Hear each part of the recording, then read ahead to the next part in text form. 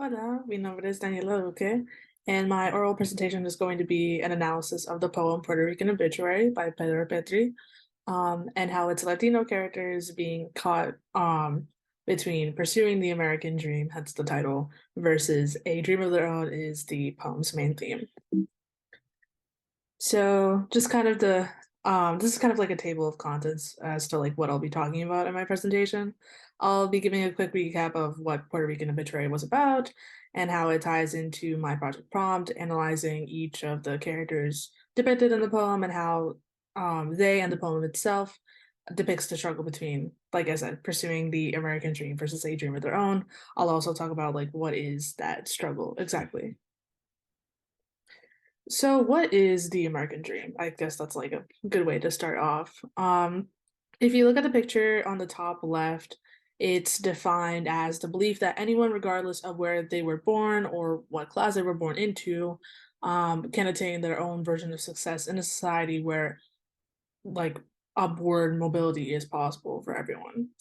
And if we make our way to the last, hold on, skipped a I have a script for what I'm going to talk about. I skipped a line, but you can all if you make your way down, you can also see some examples and themes of the American dream, as well as like how they can be broken down, what it consists of, examples, such as democracy, rights, liberty, opportunity, equality, and then things like owning your own house, raising a family, being able to provide for said family, starting a business, immigrant success, freedom of religion, social mobility, etc., are things like seen as the American dream. And if we make our way to the image on the right, it states that over 42 plus million immigrants live in the US, and a large portion of that is Latino and Hispanic immigrants. Many Latino and Hispanic people view America as a place for better opportunities, work, family education, finance, etc., due to many countries in South America being corrupt in its whether it's poor government, officials, school funding, um, street violence, etc. At the same time, though, many Latinos come into the US realizing that settling in and achieving the American dream isn't as easy as it seems. This comes with struggles such as like immigration, assimilation. Um, Achieving documentation could be a struggle for some people, facing racism, colorism, having to work odd jobs, etc., are just kind of some struggles in there. And then that leaves many Latinos at a loss and distance between achieving this sort of dream versus trying to achieve a life that they want without prejudice or societal expectation. Um, and with that being said, those are just kind of some things to keep in mind in that presentation. And yeah, Puerto Rican Obituary was written by Pedro Petri, who identifies as New Yorican, which is the combination of Puerto Rico or Puerto Rican heritage and like either being raised in New York or just like stuff like that. The poem itself depicts the fight in and outside of the community. It takes place in New York, and it's this kind of type of race is explained through five different characters. It explains how hard it is to like I've been saying to achieve this kind of dream. Our first character that we'll talk about is Juan. Juan died waiting for his lottery number to hit. Um, he died dreaming about a new car. He died hating Miguel because he had a better car, just some of his lines in the poem.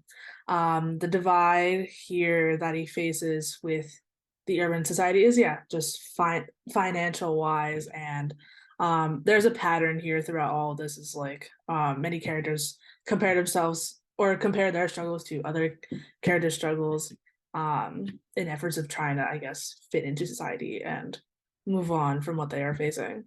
Our second character is Miguel. Miguel died waiting for his welfare check to come and go. Again, he died dreaming of about new anti-poverty programs. He died hating Milagros because she had a better TV, etc. The division here is also like finance wise. I guess it's more of a high-end struggle than I guess our previous character Juan. I think Juan's more of like a try to fulfill an emotional need versus Miguel who like literally needs this money. But then again, like they only talk about the character so much. There's five characters in total, and it's kind of just talked about generally because at the end of the day, they're all kind of struggling to, like, they're all struggling with the same thing. Moving on with our third character, Milagros.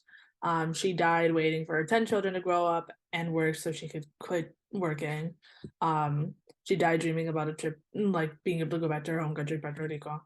I don't know if I mentioned this, but like all the characters are New York. Milagros died hating Olga because she made more money. Um, Another thing here is like finance, but also like familial struggle. Like that's something that's very common. Like many um Hispanic immigrants will tend to have to raise a large family. So that's the kind of struggle that we see here. And then Olga died waiting for a $5 raise, died dreaming about having real jewelry, died hating Manuel because he was more successful at like getting lottery numbers and like actually winning than she was. And the divide here is finance, but also um, I guess gender pay gap that already is a problem in America, but is even more so for people of color. And then our last character is Manuel. He died waiting for his supervisor to drop dead so he could get a promotion. Died dreaming about Irish sweepstakes and died hating all the other characters because they could speak better broken English than he could, is the direct quote. And the divide here is finance, but also like language and um, societal.